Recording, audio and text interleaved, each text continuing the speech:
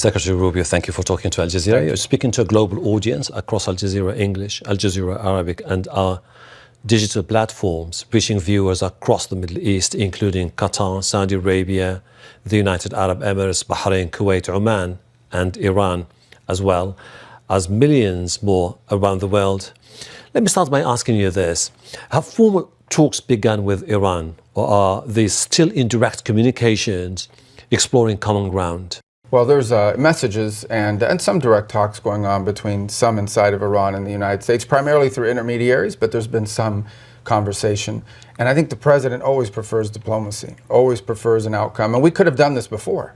I mean, imagine an Iranian regime who, instead of spending billions of dollars supporting terrorist groups and building up all these weapons, had invested that money into Iran, for the people of Iran, so they wouldn't have water shortages, so their economies would provide opportunities for an incredible people. The people of Iran are incredible people, very resourceful, very entrepreneurial, but it's their regime that's been a problem. And instead, they've chosen to spend the wealth of their country to support Hezbollah and Hamas and Shia militias inside of Iraq, and to try to destabilize Syria when Assad was there, and all over the world to sponsor terrorist plots and build these drones and build these weapons to threaten their neighbors unnecessarily. So we would always welcome a scenario in which Iran was led by people that had a different view of the future and had a different view. And if that opportunity presents itself, we're going to take it. What are your main demands for Iran at this particular stage of the war? Iran can never, the Iranian regime can never have nuclear weapons, and they need to stop sponsoring terrorism, and they need to stop building weapons that can threaten their neighbors. These short-range missiles that they're launching, they only have one purpose, and that is to attack Saudi Arabia and the UAE and Qatar and Kuwait and Bahrain. That is the range of these weapons. And they have thousands of them. They've built extraordinary numbers of them, and not to mention, you know, their desire to have this nuclear weapon to threaten and blackmail the world with. That will never be allowed to happen. It's too great a risk. What would you consider to be the minimum concession from Tehran to bring this conflict to an end? I think they have to take demonstrable steps towards ending any ambition of having nuclear weapons. If what they want is nuclear energy, there are multiple countries in the region that have or will soon have nuclear energy, and they're going to do it through a well-established mechanism that everyone else has agreed to, and that is that you allow imported fuel you import the fuel, and that fuel is used to power up your power grid and provide energy resources for your people. What they cannot have is a system that allows them to quickly weaponize it. They have to stop making all of these drones and all of these missiles. We saw recently where they've lied. They said they didn't have long-range missiles, and then they fired two that extended well beyond the range of what their own foreign minister just a few days earlier said they didn't have the range to reach. So they have to abandon all these weapon programs and all of their nuclear ambitions. And if they do that, then Iran's future can be bright. But they have to choose that path, and for 47 years they've refused that path. Iran said it rejects the US demands and is setting its own conditions, such as the financial compensation and also recognition of its sovereignty over the Strait of Hormuz. Are those demands acceptable from an American perspective? Not only is the sovereignty over the Straits of Hormuz not acceptable to us, it won't be acceptable to the world. No one in the world can accept it. Number one, it sets an incredible precedent. So this means that nations can now take over international waterways and claim them as their own. The United States could do that now. The Chinese could do it in the South China Sea. No one in the world is going to accept that or should accept that. Now, let me be frank, very little of American energy comes through the Straits of Hormuz in terms of the energy we rely on, but we recognize the impact that it has on global markets and on our neighbors, especially our allies in the region who produce energy and have to get it out to market. So no country in the world should accept it. The regional countries in the world should accept it. The United States will not accept that condition. It's an illegal condition that they're demanding. That's just not going to happen. As the US-Israeli campaign continues, there's no clear indication that the Strait of Hormuz is secure enough to restart the flow of oil and gas into global markets. Are you consider a plan to ensure full control over the entire strait? Well, the Straits of Hormuz will be open. When this operation is over, it will be open, and it'll be open one way or another. It will be open because Iran agrees to abide by international law and not block a commercial waterway, or a coalition of nations from around the world and the region, with the participation of the United States, will make sure that it's open. One way or the other, it's going to be open. But we have very clear objectives that we're trying to achieve here. Those objectives are the destruction of their Air Force, which has been achieved, the destruction of their Navy, which has largely been achieved, a significant reduction in the number of missile launchers that they have, which we're well on our way to achieving, and we are going to destroy the factories that make those missiles and those drones that they are using to attack their neighbors and the United States and our presence in the region. We will achieve those objectives. We are well on our way, or ahead of schedule. We will achieve them in weeks, not months.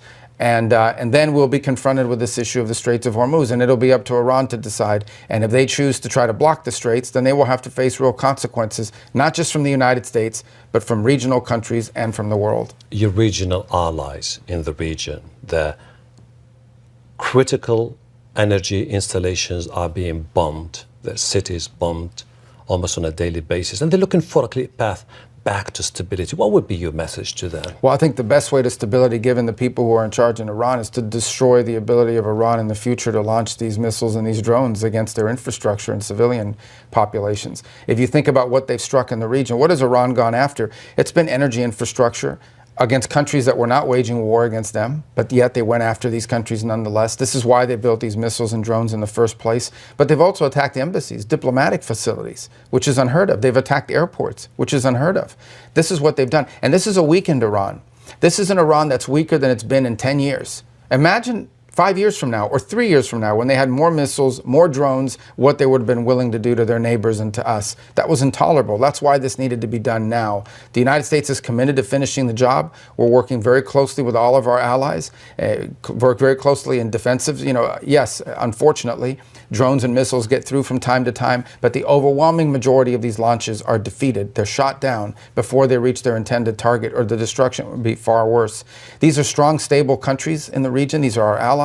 These are our friends, and we are going to continue to be there and support them as they face this onslaught. And by the way, they're not the ones, Iran is targeting them in retribution, which tells you the nature of the people we're dealing with, unfortunately. But it seems that the Strait of Hormuz is not going to be the only focal point for you, because with the Houthis stepping in and firing missiles into Israel, Bab el-Mandeb and the Red Sea could become issues that you will have to reconsider. It could, and look, that's been an ongoing issue. And when they did that, the United States took action against it as well, and many of our regional allies have had to do so in the past. It's the desire, whether it's the Houthis on one side or Iran on the other, to close these international waterways and create a toll road where basically you have to ask for their permission in order to use them and get your products in or out of market. That's unacceptable.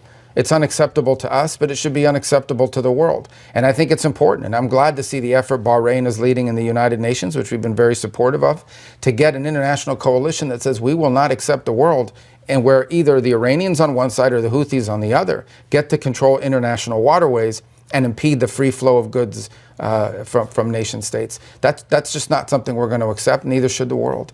Do you have any issues with Mujtaba Khamenei staying in power once this is over, and the IRGC continuing to play the crucial role it plays now? Well, let me say, first of all, we don't even know if he's in power. I know they say he's in power. No one has seen him. No one has heard from him. It's very opaque right now. It's not quite clear how decisions are being made inside of Iran. But our objectives here from the very beginning had nothing to do with the leadership. But would we love to see a difference? Do we think the people of Iran deserve better leadership than what they've gotten from the clerical regime? 100%. Would we be heartbroken if there was a change in leadership? Absolutely not. If there's something we could do to facilitate that, would we be interested in participating? Of course. But that was not the objective of this operation. The objective of this operation was, which I outline now and the President outlined clearly on the first night, is the destruction of their Air Force, which we've achieved, the destruction of their Navy, which we've largely achieved, the destruction of their factories, which we are well on our way to achieving, meaning factories that make these weapons, and significantly reducing the number of missile launchers that they have so they can't continue to threaten their neighbors and America. Those were our objectives. That's what we're focused on, and that's what we are well on our way towards achieving. Are you fully aligned with the Israelis when it comes to the objectives and the end game? Well, they have a different objective in terms of they are focused on the mid-range missiles in the northern part of Iran that target them. And obviously we coordinate and deconflict with them in terms of our operations. But what they are focused on is different. We're not critical of it. Those things are threats to them. Those mid-range missiles that Iran launches that reach into Israel, those are threats that they're facing. They're also facing a threat from Hezbollah, which they're confronting as well. So they have their own objectives. We deconflict so that our objectives and theirs don't run into each other. But the President, for the United States of America, has established a very clear mission, which we're executing on, and we will achieve our objectives in a matter of weeks. Do you believe the EU and NATO countries betrayed the US at this crucial moment? I think it was very disappointing. You have this, and again, look, the president and our country will have to re-examine all of this after this operation is over. But one of the reasons why NATO is beneficial to the United States is it gives us basing rights for contingencies. It allows us to station troops and aircraft and weapons and in parts of the world that we would normally have bases.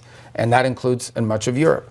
And to see that in a time of need, the United States has identified a grave risk to our national security and our national interests, and we needed to conduct this operation. And we have countries like Spain, a NATO member, that we are pledged to defend, denying us the use of their airspace and bragging about it, denying us the use of their bases. And there are other countries that have done that as well. And so you ask yourself, well, what is in it for the United States? And I've been a big supporter of NATO. And one of the reasons why I've been a supporter of NATO is because I believe that these basing rights give us leverage and give us flexibility and operational capability all over the world. But if NATO is just about us defending Europe if they're attacked, but them denying us basing rights when we need them, that's not a very good arrangement. That's a hard one to stay engaged in and say this is good for the United States. So all of them's going to have to be re-examined.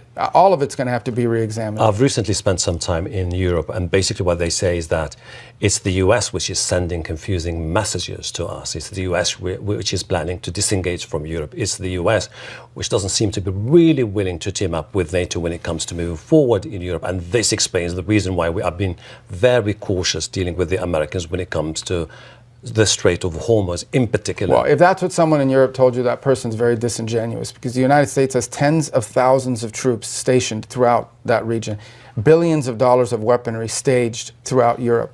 All of it there to defend Europe, not to defend America, to defend Europe from attack, okay, all over. The United States is, without the United States, there is no NATO. I mean, everyone recognizes that, including NATO. If we decided tomorrow that we were going to remove our troops from Europe, that would be the end of NATO. So they know that. And that commitment, that we haven't moved troops out of NATO. So anyone who said that's not being honest or is not, I think they're playing games. At the end of the day, it's very simple. NATO is an alliance, and an alliance means it has to be mutually beneficial. It cannot be a one-way street. Let's hope we can fix it. We'll have time to address it after. Right now, we're focused on this operation. Let's move on to something else. I would like to talk to you about Venezuela after the capture of President Nicolas Maduro. Could you tell us more about your plans for Venezuela in the future? I think it's moving along very well. We said it from the very first day after that operation happened. I said our hope is, number one, to stabilize the country. We didn't want to see civil war. We didn't want to see systemic collapse. We didn't want to see a mass migration event. You've seen none of these things. What you've seen is that for the first time in decades, Venezuela is now selling their oil in the global market at full market price, and the money is coming back to Venezuela and being spent for the benefit of the Venezuelan people. It's being spent to buy medical goods and equipment. It's being spent to cover the salaries of teachers and police officers and civil servants and people that sanitation workers and things of this nature. So it's a very important part. The second phase, after the stabilization occurs, or concurrent with the stabilization, is a period of recovery in which you try to recover the elements of the country that allow it to prosper and grow, and that is attracting businesses back, creating the kind of stability that bring businesses back. We're seeing that begin to happen. But you're also seeing civil life come back to life. Independent media is now allowed to operate. Political prisoners have been released. Political parties are forming again. People are speaking and participating in public life. And finally, you want to see a full transition, because in order for Venezuela to fulfill its economic potential, it has to have a stable democratic government that people are willing to invest in that economy because they know that they're protected by laws and courts and legitimacy. So we are well on our way to achieving this.